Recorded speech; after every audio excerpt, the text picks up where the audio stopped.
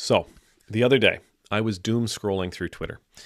And as I was going through Twitter, I came across, it might have been the Friendly Atheist, actually, now that I think about it. It might have been the Friendly Atheist on Twitter.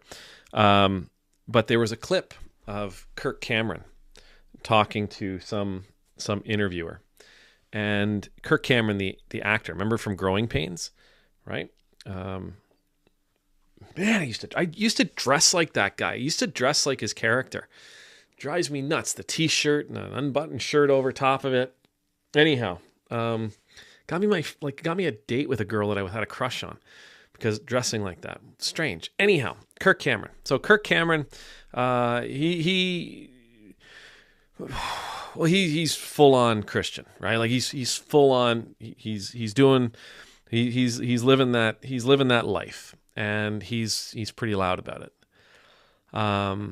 He has some really, really harsh things to say about others, but I think he's living his Christian life in the best way that he possibly can. But in this interview, he was talking about his kids, and he was talking about homeschooling his kids and keeping his kids from going to public school.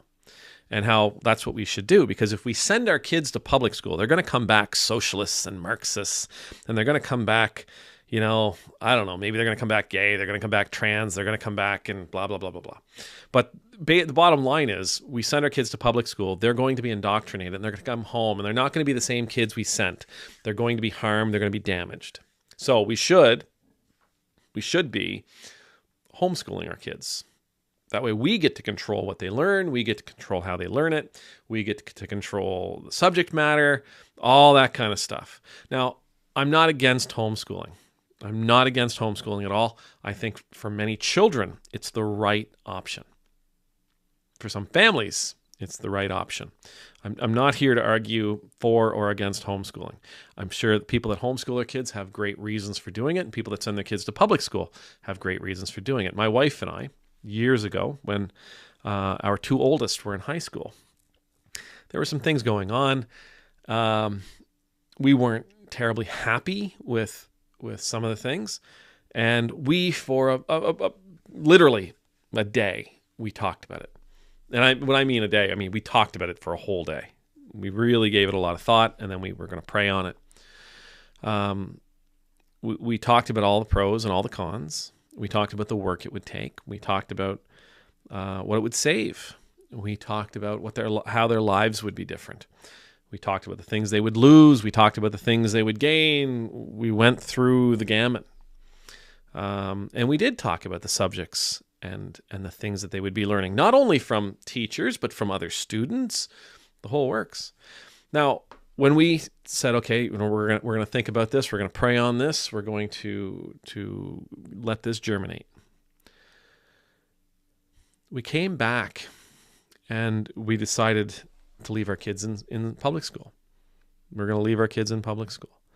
And the reason was, it had nothing to do, nothing changed. We still weren't happy with the things that were going on. We still weren't necessarily happy with our kids coming home and learning the latest curse word or the latest sexual innuendo, or we weren't necessarily happy with our kids coming back. I mean, I remember having a conversation with my son about some theory one of his teachers shared about the evils of meat or whatnot. And so I wasn't all that thrilled with everything they were bringing back. But the reason we left them in there was because we love our kids, we trust our kids, and we know that our kids are important to the people they come in contact with. We know that our kids bring light into the world. And we wanted our kids to continue being a shining light into the world that they were going out into every day, i.e. the school and their teams and their friends. We knew that we hoped that our kids were being a good example. We hoped that our kids were teaching certain things. We hoped that our kids were helping people and being compassionate towards others, encouraging others and empowering others to be compassionate. We hoped that our kids were being examples of mercy, and we hoped that our kids were being examples of forgiveness. We hoped that our kids were being examples of being gentle, being examples of what gentleness and meekness is. We hoped that they were being a Christian example to the people that they were coming in contact with. Now, that isn't to say that's your responsibility and that's what you must do. It was the hope. And the hope came from, we were hoping that they were picking it up from us. They were picking it up from the church. They were picking it up from the congregation. And what they were picking up from us, they were able to go and share just passively, unconsciously, share this blessing with others. Now, it's, again, to his point, your kids are going to come home with crazy stories. Your kids are going to come home with the latest curse word. Your kids are going to come home with, again, the latest sexual innuendo. Your kids are going to come home with all kinds of things that they've learned, some of which you're not going to be happy with. But again, we worked really, really hard to develop the kind of relationships, again, where I hope my kids were willing to come home and have those conversations with us. They were willing to come home and say, you wouldn't believe the thing I heard today. Or they were willing to come home and tell us about anything that was going on in their life. Now, I'm well aware my teenage kids didn't tell me everything. Well aware of that.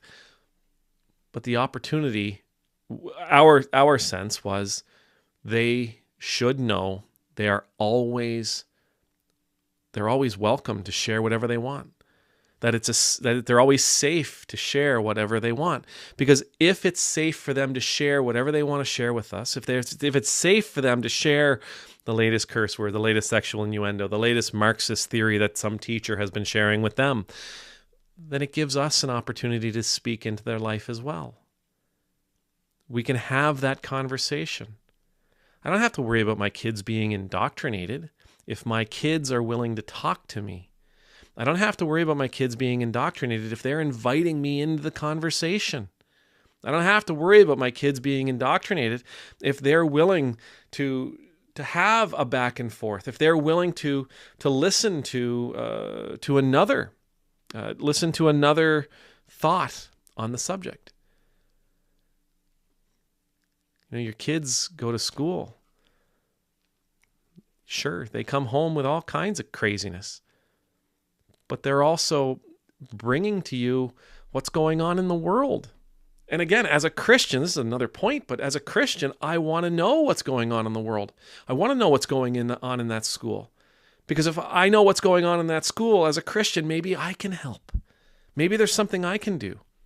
Maybe there's a way that I can pitch in. Maybe there's a way that I can share that light.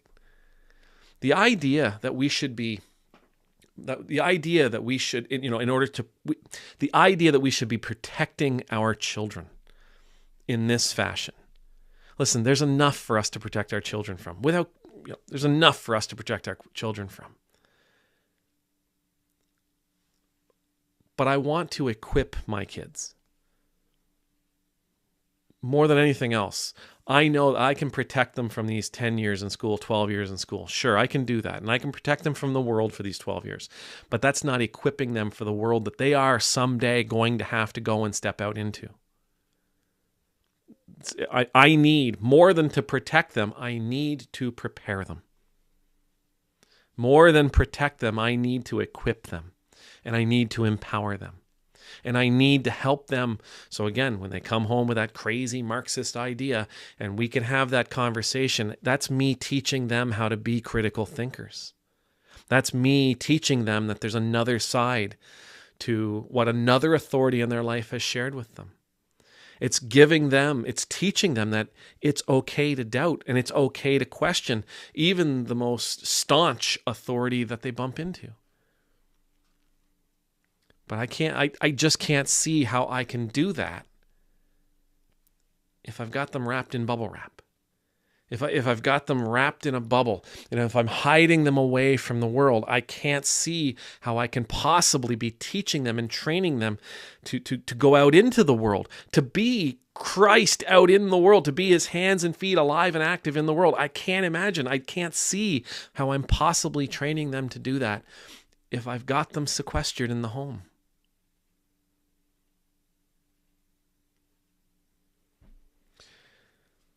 Again, I would challenge. Part of my job as a Christian father, as a father who is Christian, my job is to raise my children with my belief. Now, it may or may not stick, but my job is to share my belief with them. And my job is to teach them how to be the best possible people that they can be. And the only way they're going to get to practice that if they get to go out and actually do it. With strangers, with friends, in public. I need more than to protect them from the Marxist boogeyman, more than to protect them from a book about two dads, more than protect them from people who are different than them. I need to equip them. I need to prepare them. I need to empower them. I need to train them. I need to help them practice using their gifts and their skills out there in the world. Amen.